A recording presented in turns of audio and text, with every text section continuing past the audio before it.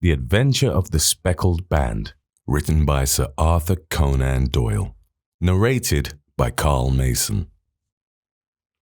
On glancing over my notes of the 70-odd cases in which I have during the last 8 years studied the methods of my friend Sherlock Holmes, I find many tragic, some comic, a large number merely strange, but none commonplace, for working as he did rather for the love of his art than for the acquirement of wealth. He refused to associate himself with any investigation which did not tend towards the unusual and even the fantastic. Of all these varied cases, however, I cannot recall any which presented more singular features than that which was associated with the well-known Surrey family of the Roylotts of Stoke Moran. The events in question occurred in the early days of my association with Holmes, when we were sharing rooms as bachelors in Baker Street. It is possible that I might have placed them upon record before, but a promise of secrecy was made at the time, from which I have only been freed during the last month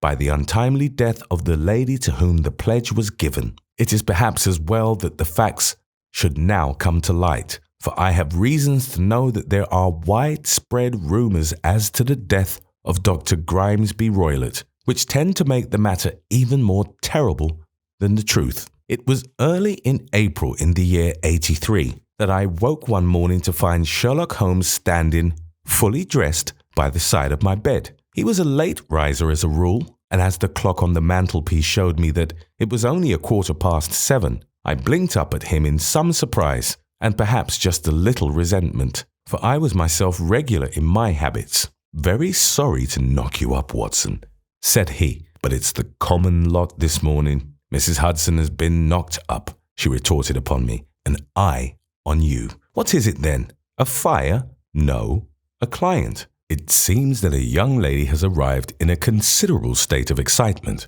who insists upon seeing me. She is waiting now in the sitting room. Now, when young ladies wander about the metropolis at this hour of the morning and knock sleepy people up out of their beds, I presume that it is something very pressing which they have to communicate. Should it prove to be an interesting case, you would, I am sure, wish to follow it from the outset. I thought, at any rate, that I should call you and give you the chance." "My dear fellow, I would not miss it for anything. I had no keener pleasure than in following Holmes in his professional investigations, and in admiring the rapid deductions as swift as intuitions, and yet always founded on a logical basis with which he unraveled the problems which were submitted to him. I rapidly threw on my clothes and was ready in a few minutes to accompany my friend down to the sitting room. A lady dressed in black and heavily veiled, who had been sitting in the window, rose as we entered. "Good morning, madam," said Holmes cheerily. "My name is Sherlock Holmes. This is my intimate friend and associate, Dr. Watson, before whom you can speak as freely as before myself. Ah, I am glad to see that Mrs. Hudson has had the good sense to light the fire. Pray draw up to it, and I shall order for you a cup of hot coffee, for I observe that you are shivering." "It is not cold which makes me shiver," said the woman in a low voice, changing her seat as requested. "What then?" "It is fear, Mr. Holmes. It is terror." She raised her veil as she spoke, and we could see that she was indeed in a pitiable state of agitation, her face all drawn and grey with restless, frightened eyes, like those of some hunted animal. Her features and figures were those of a woman of 30, but her hair was shot with premature grey, and her expression was weary and haggard. Sherlock Holmes ran her over with one of his quick, all-comprehensive glances. "You must not fear," said he soothingly, bending forward and patting her forearm. "We shall soon set matters right.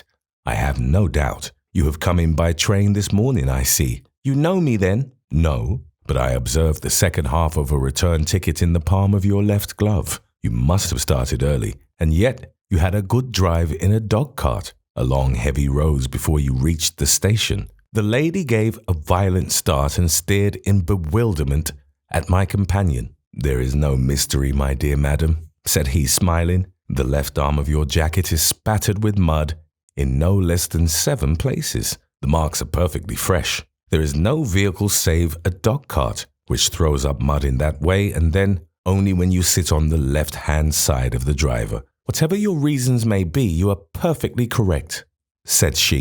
"I started from home before 6, reached Leatherhead at 20 past, and came in by the first train to Waterloo. Sir, I can stand this strain no longer. I shall go mad if it continues. I have no one to turn to, none save only one who cares for me, and he, poor fellow, can be of little aid. I have heard of you from Mrs. Farintosh, whom you helped in the hour of her sore need. It was from her that I had your address. Oh, sir, do you not think that you could help me too, and at least throw a little light through the dense darkness which surrounds me? At present, it is out of my power to reward you for your services, but in a month or 6 weeks, I shall be married, with the control of my own income, and then at least you shall not find me ungrateful." Holmes turned to his desk and, unlocking it, drew out a small casebook, which he consulted. "Farintosh," said he. "Ah, yes, I recall the case. It was concerned with an opal tiara. I think it was before your time, Watson. I can only say, madam, that I shall be happy to devote the same care to your case as I did to that of your friend. As to reward, my profession is its own reward, but you are at liberty to defray whatever expenses I may be put to at the time which suits you best. And now I beg that you will lay before us everything that may help us in forming an opinion upon the matter." "Alas," replied our visitor, "the very horror of my situation lies in the fact that my fears are so vague and my suspicions depend so entirely upon small points which might seem trivial to another that even he to whom of all others I have a right to look for help and advice looks upon all that I tell him about it as the fancies of a nervous woman. He does not say so, but I can read it from his soothing answers and averted eyes. But I have heard, Mr. Holmes, that you can see deeply into the manifold wickedness of the human heart. You may advise me how to walk amid the dangers which encompass me." "I am all attention, madam." "My name is Helen Stoner, and I am living with my stepfather, who is the last survivor of one of the oldest Saxon families in England, the Roylotts of Stoke Moran, on the western border of Surrey." Holmes nodded his head. "This name is familiar to me," said he. "The family was at one time among the richest in England, and the estates extended over the borders into Berkshire in the north and Hampshire in the west. In the last century, however, 4 successive heirs were of a dissolute and wasteful disposition, and the family ruin was eventually completed by a gambler in the days of the Regency. Nothing was left save a few acres of ground and the 200-year-old house, which is itself crushed under a heavy mortgage. The last squire dragged out his existence there, living the horrible life of an aristocratic pauper, but his only son, my stepfather, seeing that he must adapt himself to the new conditions, obtained an advance from a relative, which enabled him to take a medical degree, and went out to Calcutta, where by his professional skill and his force of character, he established a large practice. In a fit of anger, however, caused by some robberies which had been perpetrated in the house, he beat his native butler to death and narrowly escaped a capital sentence. As it was, he suffered a long term of imprisonment and afterwards returned to England a morose and disappointed man. When Dr. Roylott was in India, he married my mother, Mrs. Stoner, the young widow of Major General Stoner of the Bengal Artillery. My sister Julia and I were twins,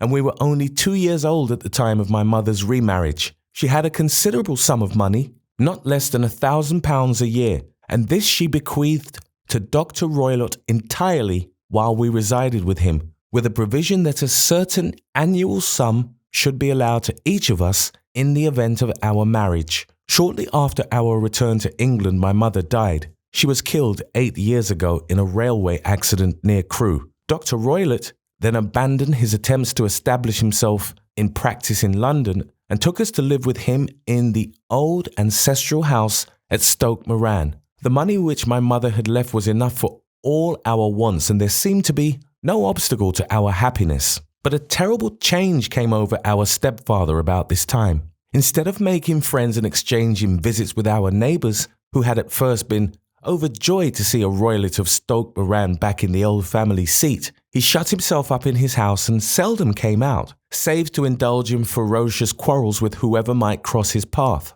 Violence of temper approaching to mania has been hereditary in the men of the family, and in my stepfather's case it had, I believe, been intensified by his long residence in the tropics. A series of disgraceful brawls took place, 2 of which ended in the police court, until at last he became the terror of the village, and the folks would fly at his approach, for he is a man of immense strength and absolutely uncontrollable in his anger. Last week, he hurled the local blacksmith over a parapet into a stream, and it was only by paying over all the money which I could gather together that I was able to avert another public exposure. He had no friends at all save the wandering gypsies, and he would give these vagabonds leave to encamp upon the few acres of bramble-covered land which represent the family estate, and would accept in return the hospitality of their tents, wandering away with them sometimes for weeks on end. He has a passion also for Indian animals, which are sent over to him by a correspondent, and he has at this moment a cheetah and a baboon, which wander freely over his grounds and are feared by the villagers almost as much as their master. You can imagine from what I say that my poor sister Julia and I had no great pleasure in our lives. No servant would stay with us, and for a long time we did all the work of the house. She was but 30 at the time of her death, and yet her hair had already begun to whiten, even as mine has. Your sister is dead then? She died just 2 years ago, and it is of her death that I wish to speak to you. You can understand that living the life which I have described, we were little likely to see anyone of our own age and position. We had, however, an aunt, my mother's maiden sister, Miss Honoria Westphale, who lives near Harrow, and we were occasionally allowed to pay short visits at this lady's house. Julia went there at Christmas 2 years ago, and met there a half-pay major of Marines, to whom she became engaged. My stepfather learned of the engagement when my sister returned, and offered no objection to the marriage. But within a fortnight of the day which had been fixed for the wedding, the terrible event occurred which has deprived me of my only companion. Sherlock Holmes had been leaning back in his chair, with his eyes closed and his head sunk in a cushion, but he half opened his lids now and glanced across at his visitor. "Pray be precise as to details," said he. "It is easy for me to be so, for every event of that dreadful time is seared into my memory. The manor house is, as I have already said, very old, and only one wing is now inhabited. The bedrooms in this wing are on the ground floor, the sitting rooms being in the central block of the buildings. Of these bedrooms, the first is Dr. Roylett's, the second my sister's, and the third my own. There is no communication between them, but they all open out into the same corridor. Do I make myself plain?" "Perfectly so." "The windows of the 3 rooms open out upon the lawn. That fatal night, Dr. Roylett had gone to his room early, though we knew that he had not retired to rest, for my sister was troubled by the smell of the strong Indian cigars which it was his custom to smoke. She left her room therefore and came into mine, where she sat for some time, chatting about her approaching wedding. At 11 o'clock she rose to leave me, but she paused at the door and looked back. "Tell me, Helen," said she, "have you ever heard anyone whistle in the dead of the night?" "Never," said I. "I suppose that you could not possibly whistle yourself in your sleep?" "Certainly not." "But why?" "Because during the last few nights I have always, about 3 in the morning, heard a low, clear whistle. I am a light sleeper, and it has awakened me. I cannot tell where it came from. Perhaps from the next room, perhaps from the lawn. I thought that I would just ask you whether you had heard it." "No, I have not." "It must be those wretched gypsies in the plantation." "Very likely, and yet, if it were on the lawn, I wonder that you did not hear it also." "Ah, but I sleep more heavily than you." "Well, it is of no great consequence at any rate." She smiled back at me, closed my door, and a few moments later, I heard her key turn in the lock. "Indeed," said Holmes. "Was it your custom always to lock yourselves in at night?" "Always." "And why?" "I think that I mentioned to you that the doctor kept a cheetah and a baboon. We had no feeling of security unless our doors were locked." "Quite so. Pray proceed with your statement." "I could not sleep that night. A vague feeling of impending misfortune impressed me. My sister and I, you will recollect, were twins, and you know how subtle are the links which bind 2 souls which are so closely allied. It was a wild night. The wind was howling outside and the rain was beating and splashing against the windows. Suddenly, amid all the hubbub of the gale, there burst forth the wild scream of a terrified woman. I knew that it was my sister's voice. I sprang from my bed, wrapped a shawl round me and rushed into the corridor. As I opened my door, I seemed to hear a low whistle, such as my sister described, and a few moments later a clanging sound, as if a mass of metal had fallen. As I ran down the passage, my sister's door was unlocked and revolved slowly upon its hinges. I stared at it horror-stricken, not knowing what was about to issue from it. By the light of the corridor lamp, I saw my sister appear at the opening, her face blanched with terror, her hands groping for help, her whole figure swaying to and fro like that of a drunkard. I ran to her and threw my arms round her, but at that moment her knees seemed to give way, and she fell to the ground. She writhed as one who is in terrible pain, and her limbs were dreadfully convulsed. At first, I thought she had not recognized me, but as I bent over her, she suddenly shrieked out in a voice which I shall never forget, "Oh my God, Helen!" It was the band, the speckled band. There was something else which she would fain have said, and she stabbed with her finger into the air in the direction of the doctor's room, but a fresh convulsion seized her and choked her words. I rushed out, calling loudly for my stepfather, and I met him hastening from his room in his dressing gown. When he reached my sister's side, she was unconscious, and though he poured brandy down her throat and sent for medical aid from the village, all efforts were in vain, for she slowly sank and died without having recovered her consciousness. Such was the dreadful end of my beloved sister. "One moment," said Holmes. "Are you sure about this whistle and metallic sound? Could you swear to it?" That was what the county coroner asked me at the inquiry. It is my strong impression that I heard it, and yet, among the crash of the gale and the creaking of an old house, I may possibly have been deceived. "Was your sister dressed?" "No, she was in her nightdress. In her right hand was found the charred stump of a match, and in her left, a matchbox, showing that she had struck a light and looked about her when the alarm took place. That is important. And what conclusions did the coroner come to?" "He investigated the case with great care, for Dr. Roylett's conduct had long been notorious in the county, but he was unable to find any satisfactory cause of death. My evidence showed that the door had been fastened upon the inner side, and the windows were blocked by old-fashioned shutters with broad iron bars, which were secured every night. The walls were carefully sounded and were shown to be quite solid all round, and the flooring was also thoroughly examined, with the same result. The chimney is wide but is barred up by 4 large staples. It is certain, therefore, that my sister was quite alone when she met her end. Besides, there were no marks of any violence upon her." "How about poison?" "The doctors examined her for it, but without success." "What do you think that this unfortunate lady died of then?" "It is my belief that she died of pure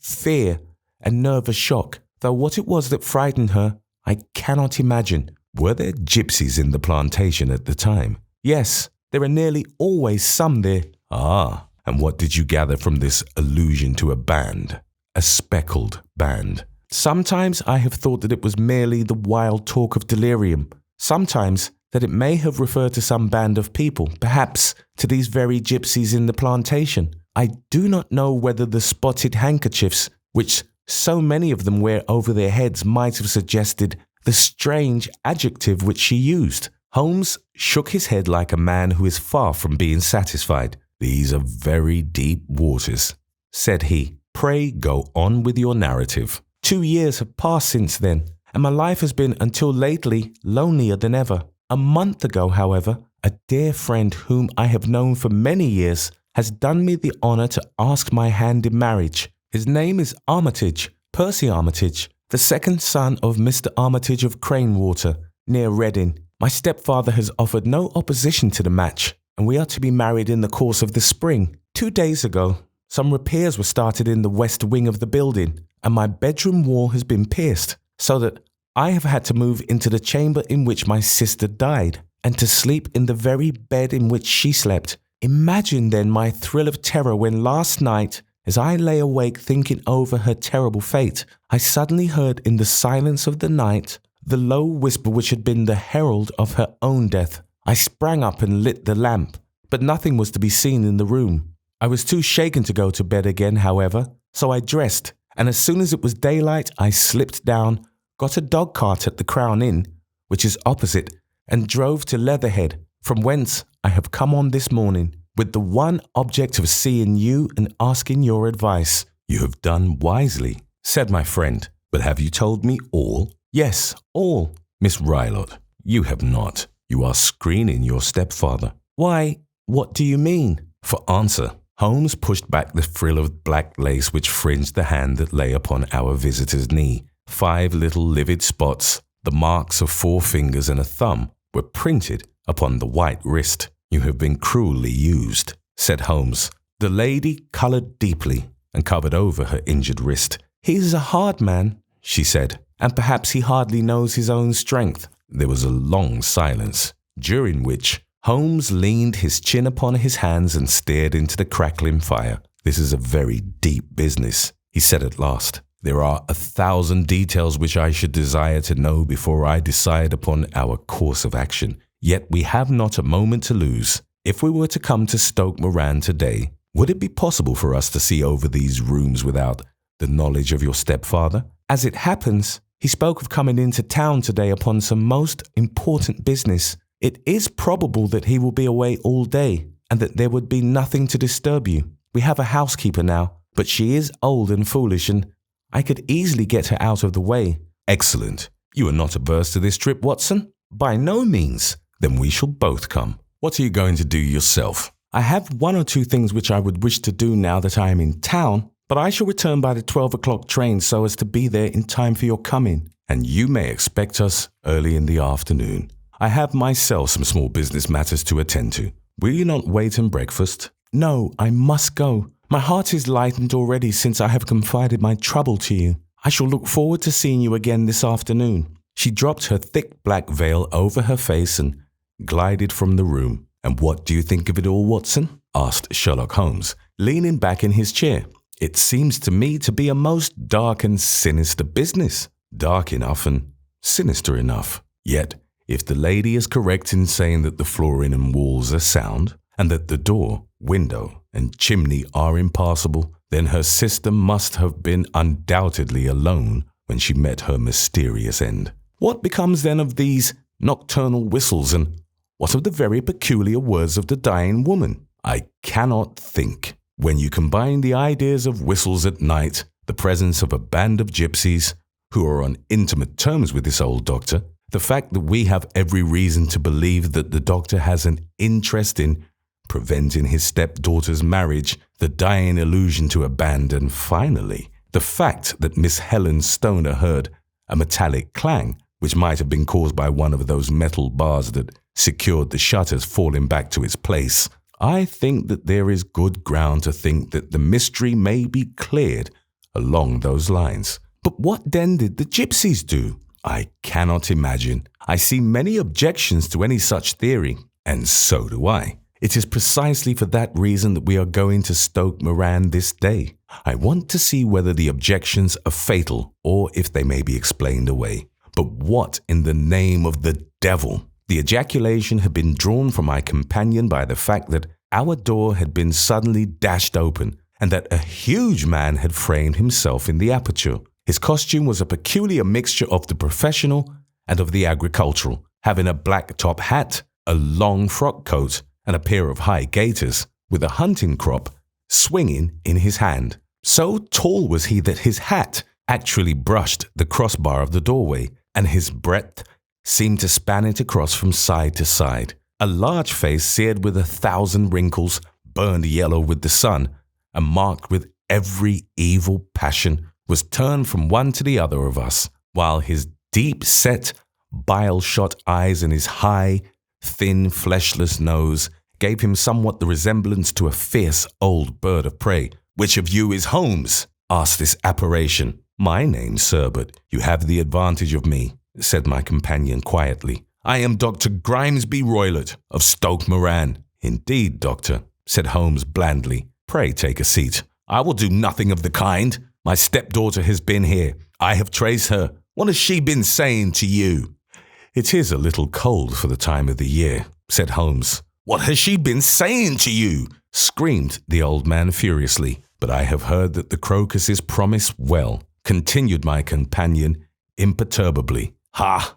You put me off, do you?" said our new visitor, taking a step forward and shaking his hunting crop. "I know you, you scoundrel. I have heard of you before. You are Holmes, the meddler." My friend smiled. "Holmes, the busybody." His smile broadened. "Holmes, the Scotland Yard jack-in-office."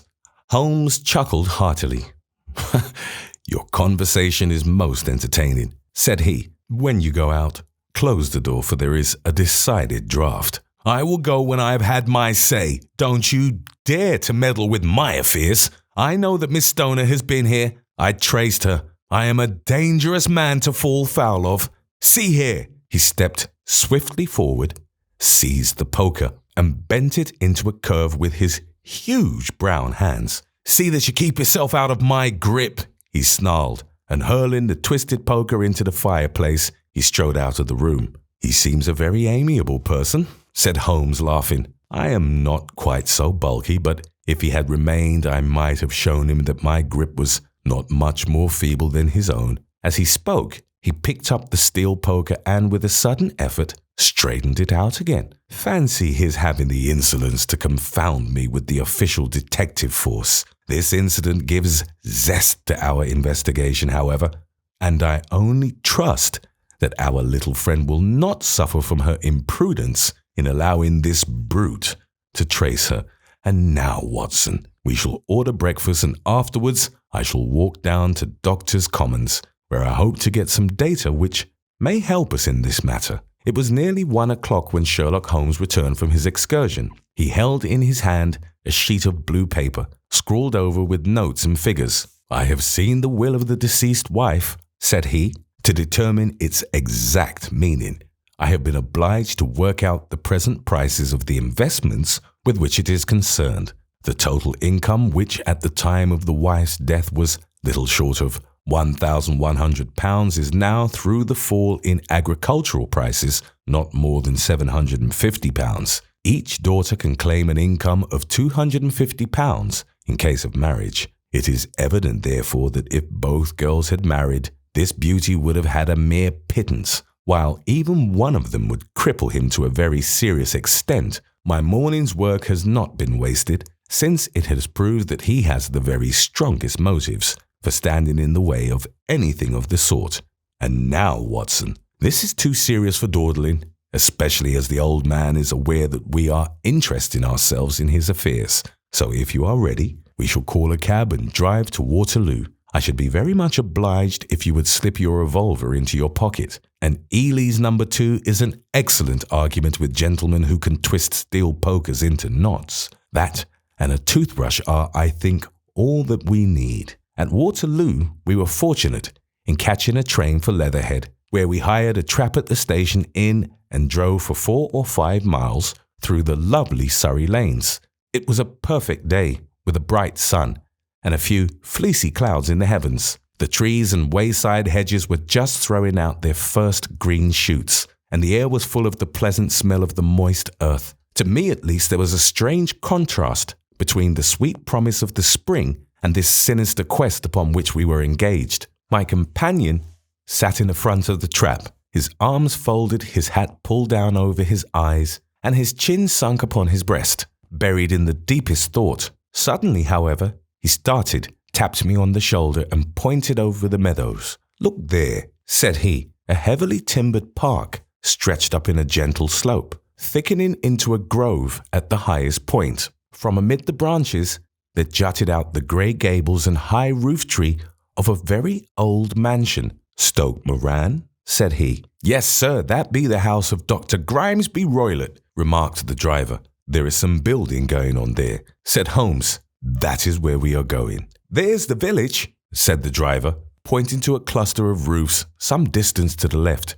"But if you want to get to the house, you'll find it shorter to get over this stile, and so by the footpath over the fields. There it is, where the lady is walking." "And the lady, I fancy, is Miss Stoner?" observed Holmes, shading his eyes. "Yes, I think we had better do as you suggest. We got off, paid our fare, and the trap rattled back on its way to Leatherhead. I thought it as well, said Holmes as we climbed the stile, that this fellow should think we had come here as architects or on some definite business. It may stop his gossip.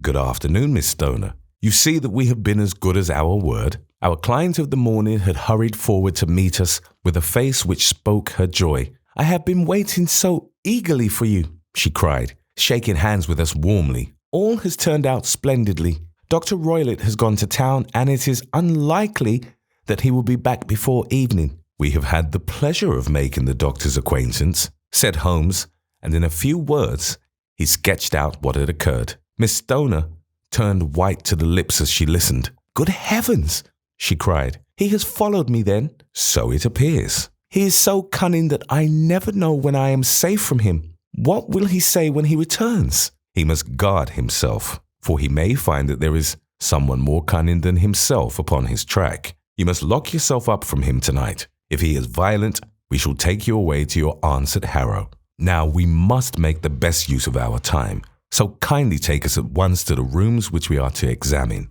The building was of grey, lichen-blotched stone, with a high central portion and two curving wings, like the claws of a crab, thrown out on each side. In one of these wings, the windows were broken and blocked with wooden boards, while the roof was partly caved in, a picture of ruin. The central portion was in little better repair, but the right-hand block was comparatively modern, and the blinds in the windows with the blue smoke curling up from the windows showed that this was where the family resided. Some scaffolding had been erected against the end wall, and the stonework had been broken into, but there were no signs of any workmen at the moment of our visit. Holmes walked slowly up and down the ill-trimmed lawn and examined with deep attention the outsides of the windows. This, I take it, belongs to the room in which you used to sleep, the centre one to your sister's, and the one next to the main building to Dr. Roylott's chamber? Exactly so, but I am now sleeping in the middle one, pending the alterations, as I understand.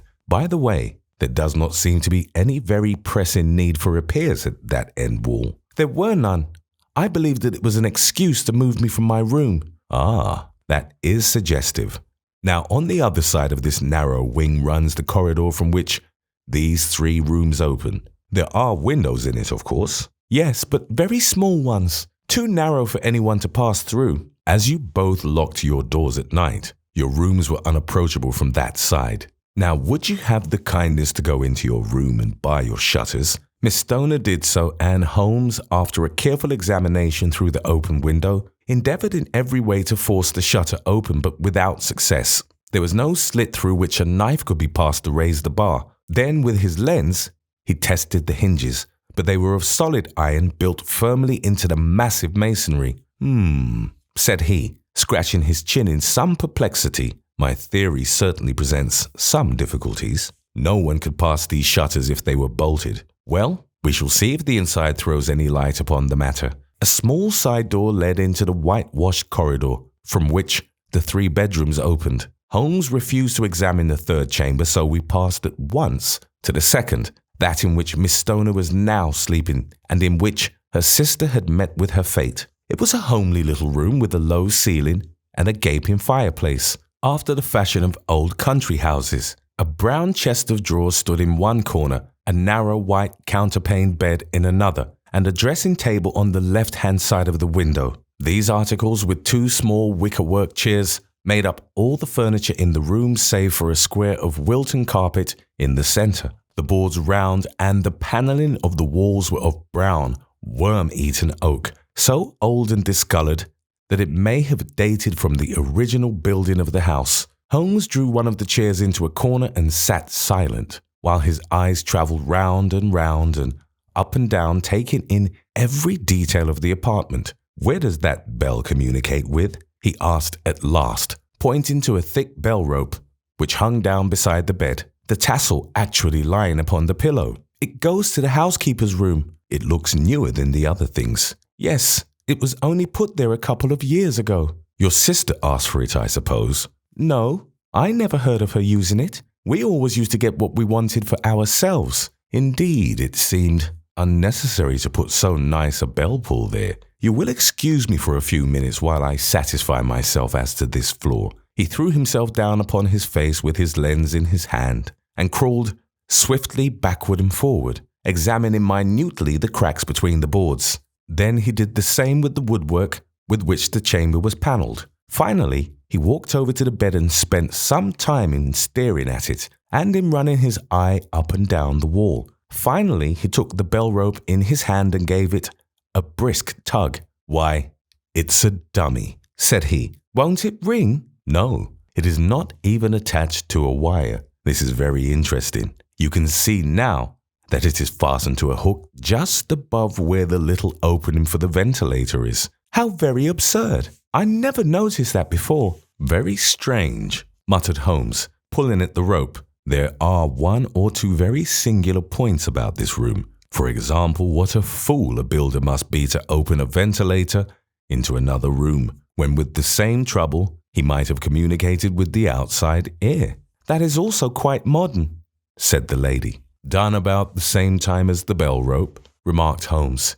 "Yes, there were several little changes carried out about that time. They seem to have been of a most interesting character. Dummy bell ropes and ventilators which do not ventilate. With your permission, Miss Stoner, we shall now carry our researches into the inner apartment." Dr. Grimesby Roylett's chamber was larger than that of his stepdaughter, but was as plainly furnished. A camp bed, a small wooden shelf full of books, mostly of a technical character, an armchair beside the bed, a plain wooden chair against the wall, a round table, and a large iron safe were the principal things which met the eye. Holmes walked slowly round and examined each and all of them with the keenest interest. "What's in here?"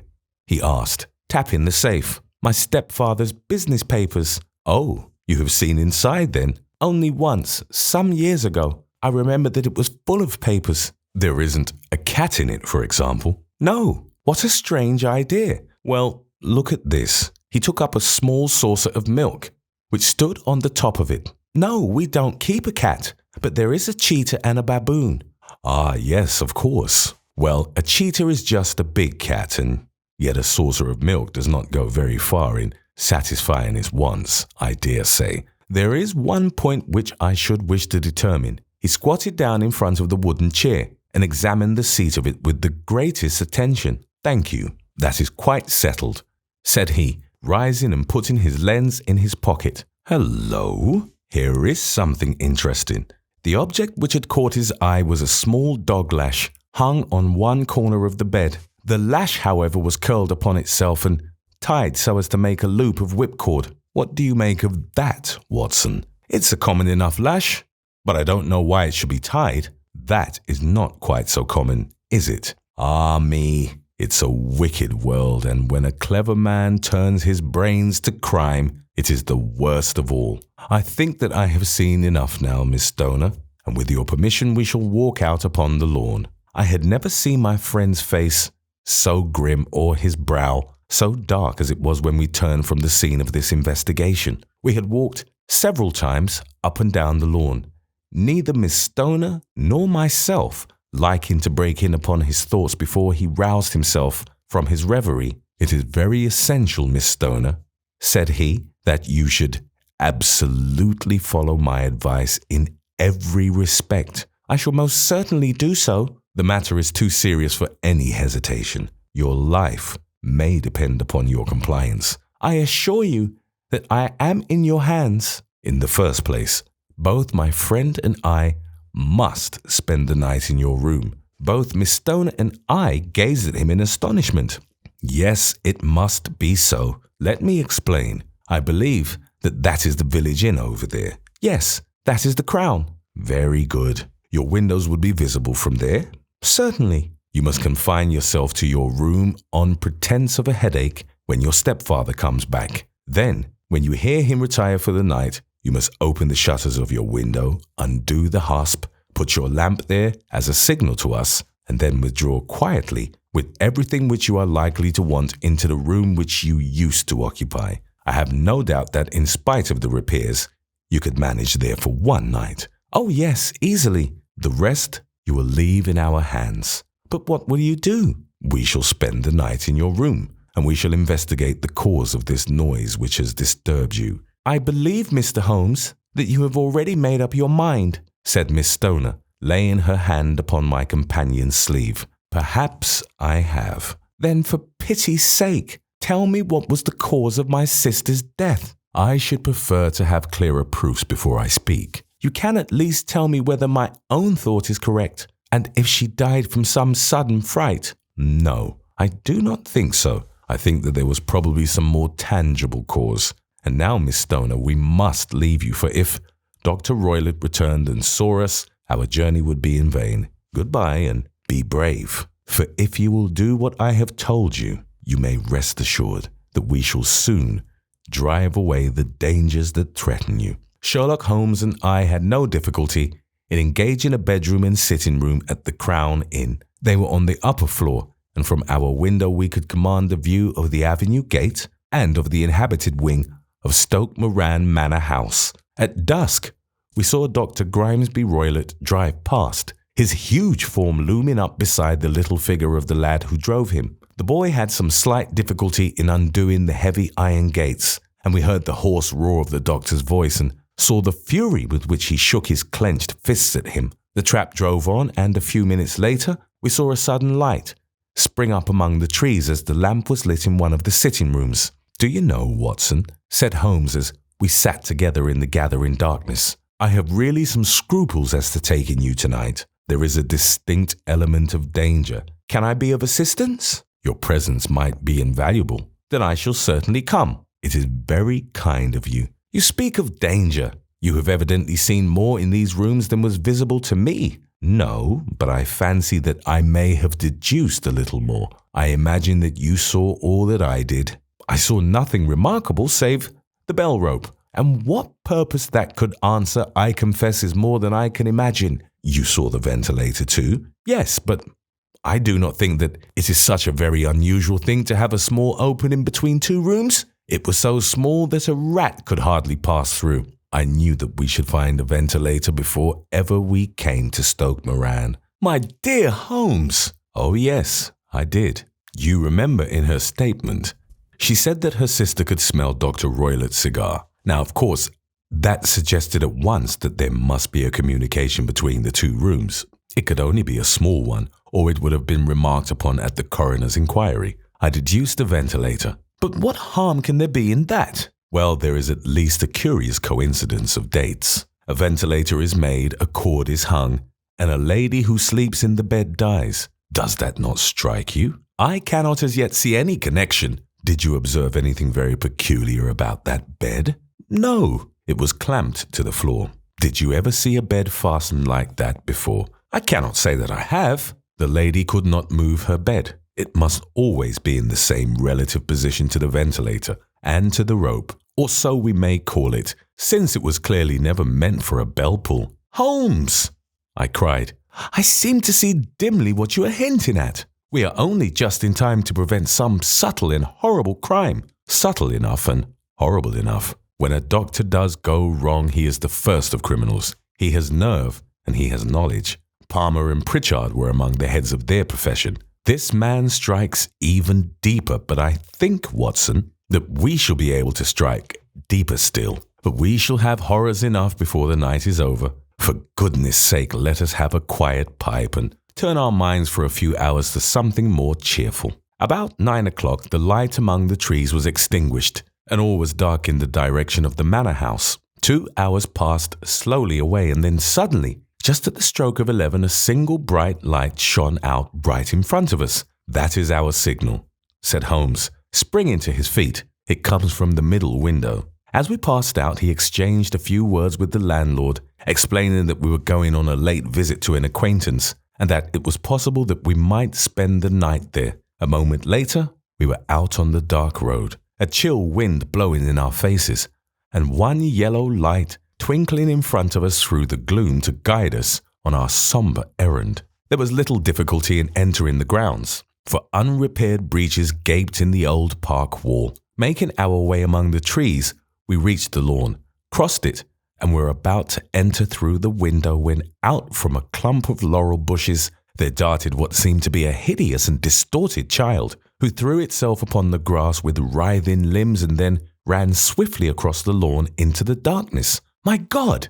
I whispered. "Did you see it?" Holmes was for the moment as startled as I. His hand closed like a vice upon my wrist in his agitation. Then he broke into a low laugh and put his lips to my ear. "It is a nice household," he murmured. "That is the baboon." I had forgotten the strange pets which the doctor affected. There was a cheetah too. Perhaps we might find it upon our shoulders at any moment. I confess that I felt easier in my mind when, after following Holmes's example and slipping off my shoes, I found myself inside the bedroom. My companion noiselessly closed the shutters, moved the lamp onto the table and cast his eyes round the room. All was as we had seen it in the daytime. Then creeping up to me and making a trumpet of his hand, he whispered into my ear again so gently that it was all that I could do to distinguish the words. "The least sound would be fatal to our plans." I nodded to show that I had heard. "We must sit without light. He would see it through the ventilator." I nodded again.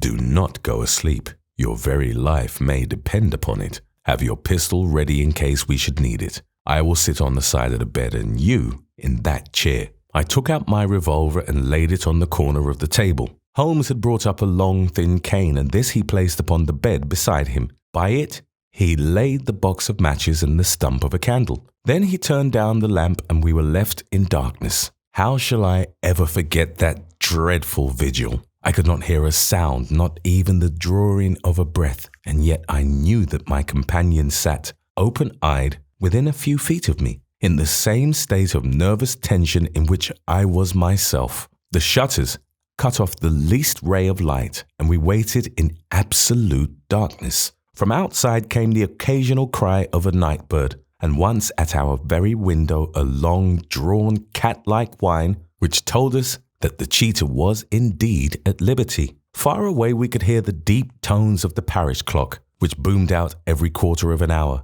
How long they seemed, those quarters. 12 struck, and 1, and 2, and 3, and still we sat waiting silently for whatever might befall. Suddenly there was a momentary gleam of a light up in the direction of the ventilator, which vanished immediately but was succeeded by a strong smell of burning oil and heated metal. Someone in the next room had lit a dark lantern. I heard a gentle sound of movement, and then all was silent once more, though the smell grew stronger. For half an hour I sat with straining ears. Then suddenly another sound became audible, a very gentle, soothing sound, like that of a small jet of steam escaping continually from a kettle. The instant that we heard it, Holmes sprang from the bed, struck a match, and lashed furiously with his cane at the bell pull. "You see it, Watson?" he yelled.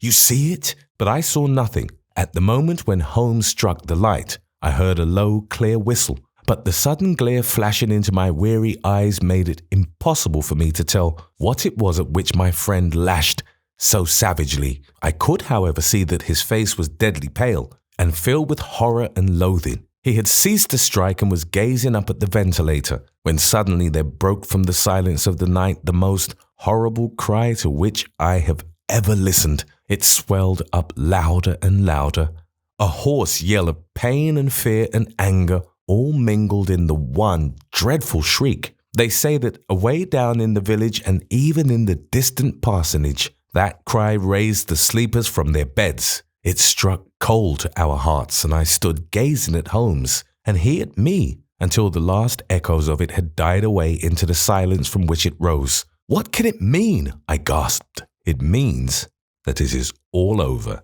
Holmes answered, "and perhaps after all it is for the best. Take your pistol, and we will enter Dr. Roylett's room." With a grave face he lit the lamp and led the way down the corridor. Twice he struck at the chamber door without any reply from within. Then he turned the handle and entered, I at his heels, with the cocked pistol in my hand. It was a singular sight which met our eyes. On the table stood a dark lantern with the shutter half open, throwing a brilliant beam of light upon the iron safe, the door of which was ajar. Beside this table on the wooden chair sat Dr. Grimesby Roylett, clad in a long grey dressing gown, his bare ankles protruding beneath and his feet thrust into red, heelless Turkish slippers. Across his lap lay the short stock with the long lash which we had noticed during the day. His chin was cocked upward, and his eyes were fixed in a dreadful rigid stare at the corner of the ceiling. Round his brow he had a peculiar yellow band, with brownish speckles which seemed to be bound tightly round his head. As we entered he made neither sound nor motion. "The band, the speckled band," whispered Holmes. I took a step forward. In an instant his strange headgear began to move, and there reared itself from among his hair the squat diamond-shaped head and puffed neck of a loathsome serpent. "It is a swamp adder," cried Holmes, "the deadliest snake in India. He has died within 10 seconds of being bitten. Violence does in truth recoil upon the violent, and the schemer falls into the pit which he digs for another. Let us thrust this creature back into its den, and we can then remove Miss Stoner to some place of shelter and let the county police know what has happened." As he spoke, he drew the dog whip swiftly from the dead man's lap, and throwing the noose round the reptile's neck, he drew it from its horrid perch and, carrying it at arm's length, threw it into the iron safe, which he closed upon it. Such are the true facts of the death of Dr. Grimesby Roylott of Stoke Moran. It is not necessary that I should prolong a narrative which has already run to too great a length by telling how we broke the sad news to the terrified girl, how we conveyed her by the morning train to the care of her good aunt at Harrow, of how the slow process of official inquiry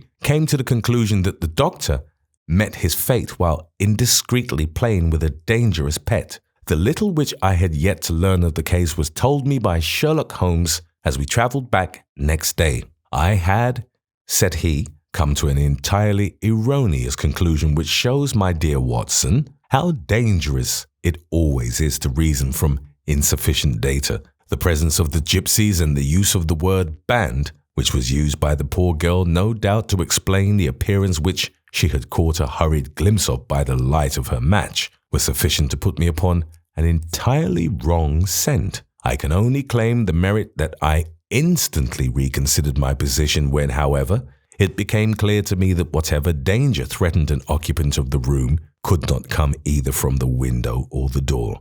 My attention was speedily drawn, as I have already remarked to you, to this ventilator and to the bell rope, which hung down to the bed. The discovery that this was a dummy and that the bed was clamped to the floor instantly gave rise to the suspicion that the rope was there as a bridge for something passing through the hole and coming to the bed. The idea of a snake instantly occurred to me, and when I coupled it with my knowledge that the doctor was furnished with a supply of creatures from India, I felt that I was probably on the right track. The idea of using a form of poison which could not possibly be discovered by any chemical test was just such a one as would occur to a clever and ruthless man who had an Eastern training. The rapidity with which such a poison would take effect would also, from his point of view, be an advantage. It would be a sharp-eyed coroner indeed who could distinguish the 2 little dark punctures which would show where the poison fangs had done their work. Then I thought of the whistle. Of course, he must recall the snake before the morning light revealed it to the victim. He had trained it, probably by the use of the milk which we saw, to return to him when summoned. He would put it through this ventilator at the hour that he thought best, with the certainty that it would crawl down the rope and land on the bed. It might or might not bite the occupant. Perhaps she might escape every night for a week, but sooner or later she must fall a victim. I had come to these conclusions before ever I had entered his room. An inspection of his chair showed me that he had been in the habit of standing on it, which of course would be necessary in order that he should reach the ventilator. The sight of the safe, the saucer of milk, and the loop of whipcord were enough to finally dispel any doubts which may have remained. The metallic clang heard by Miss Stoner was obviously caused by her stepfather hastily closing the door of his safe upon its terrible occupant. Having once made up my mind, you know the steps which I took in order to put the matter to the proof. I heard the creature hiss, as I have no doubt that you did also, and I instantly lit the light and attacked it, with the result of driving it through the ventilator, and also with the result of causing it to turn upon its master at the other side. Some of the blows of my cane came home and roused its snakish temper, so that it flew upon the first person it saw. In this way, I am no doubt indirectly responsible for Dr. Grimesby Roylett's death, and I cannot say that it is likely to weigh very heavily upon my conscience.